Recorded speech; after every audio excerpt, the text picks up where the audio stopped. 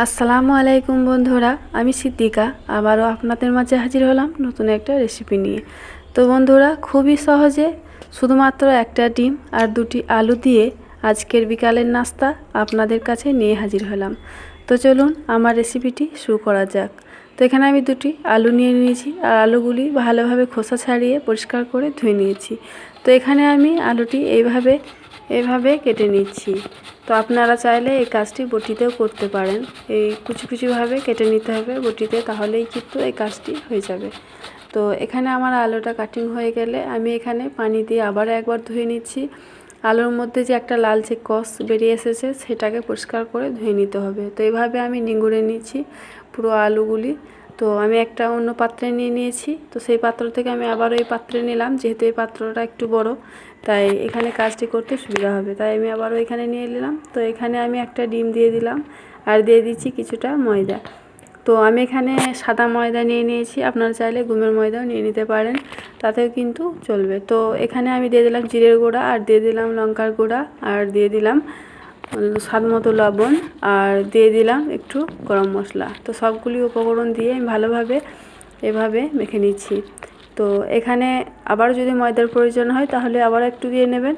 তবে এই ডোটা খুবই পাতলা অথবা খুবই শক্ত হবে না, মিডিয়াম যেমন একটা ডোয়ের প্রয়োজন সেরকম করলেই হবে, যেমনটা দেখছেন। তো এখানে আমি একটা ফ্রাই প্যান বসিয়ে দিয়েছি আর এখানে আমি কিছুটা তেল দিয়ে দিলাম। তো এখানে আমি পর্যাপ্ত পরিমাণে তেল দিয়ে এই যে এরকম লম্বা লম্বা আকারের ভেজে নিচ্ছি। তো আপনারা যদি চান আপনাদের পছন্দের মতো গোল আকারেরও করে এটা ভেজে নিতে পারেন, তাতেও কিন্তু ভালো লাগবে। তো বন্ধুরা, আপনারা যে যেখান থেকে দেখছেন আপনাদের কাছে রিকোয়েস্ট রইল শুরু থেকে শেষ পর্যন্ত আমার এই ভিডিওটি দেখার। আর যদি আমার এই ভিডিওটি ভালো লাগে অবশ্যই বন্ধুদের সঙ্গে শেয়ার করে দিবেন আর আমার চ্যানেলটি সাবস্ক্রাইব করে অবশ্যই আমার সাথে থাকবেন। তো নিচে পিঠটা হয়ে গেলে অপর পাশটা আবারও পাল্টে দিচ্ছি আর আমি এখানে একটা কাঁটা চামচের সাহায্যে এই কাজটা করে নিচ্ছি। আপনাদের হাতের কাছে কাঁটা চামচ না থাকলে অবশ্যই খুন্তির সাহায্যে এই কাজটা করে নিতে পারবেন, তবে কাঁটা চামচ থাকলে সেই ক্ষেত্রে কিন্তু এই কাজটা করতে একটু সুবিধা হয়।